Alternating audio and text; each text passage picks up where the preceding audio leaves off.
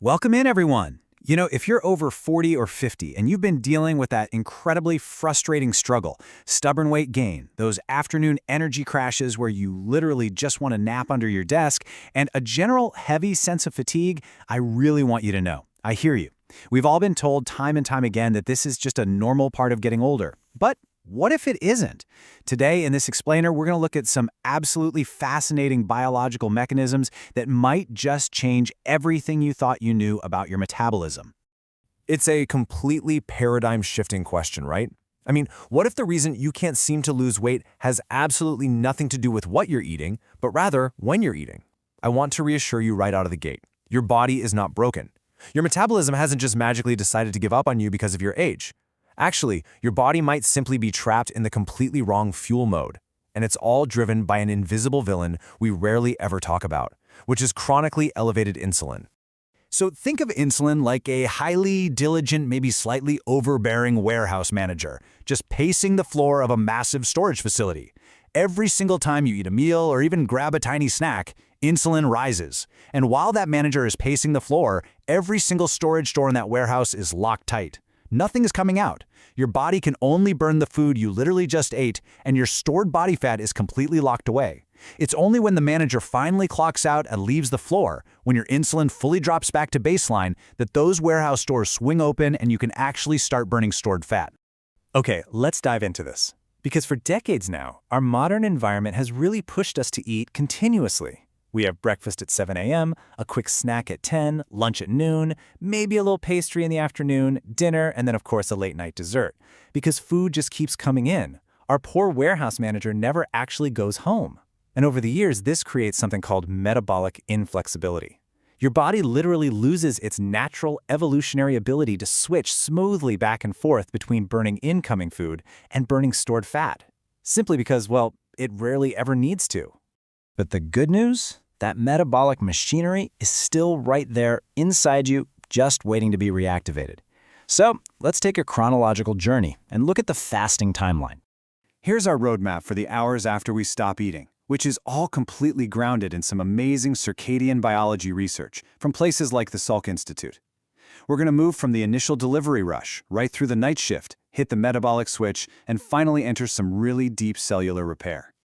All right, we start at hours 0 to 3, right after your last meal. We can call this the delivery rush. Your digestive system is super busy breaking down your dinner. Glucose is flooding your bloodstream, and insulin spikes sharply to shuttle all that energy into your cells. Now, if you're snacking late at night, this phase is keeping you totally stuck in storage mode. And even more critically, while insulin is high, your body actively suppresses growth hormone. That's a huge deal because growth hormone is meant to pulse during your deep sleep to repair your body and mobilize fat. Then, as we move into hours 3 through 7, the night shift begins.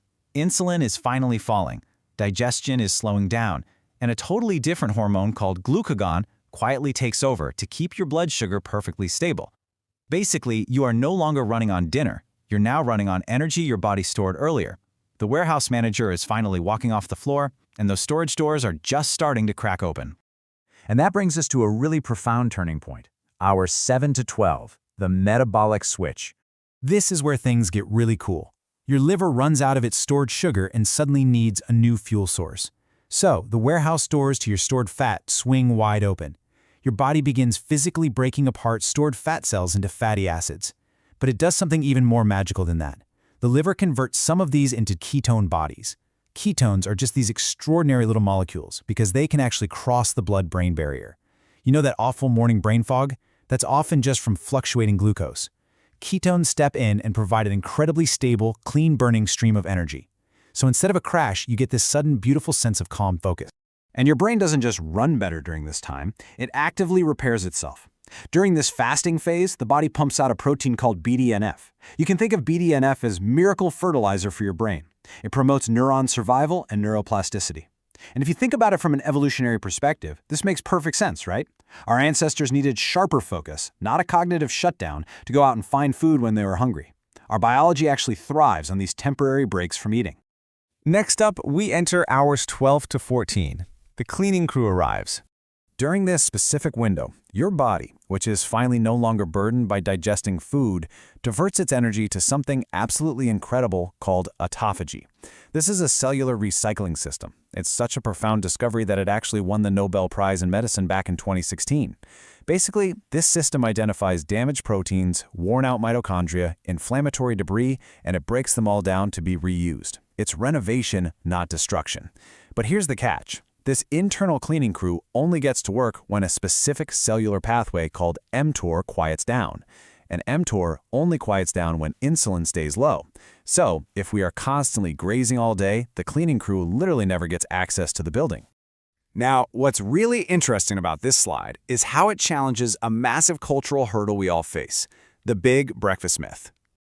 We've all heard the belief that breakfast is the most important meal of the day. But when we step back and look at the history completely neutrally, we find that this narrative was heavily shaped by 20th century food industry marketing, specifically companies selling cereal products.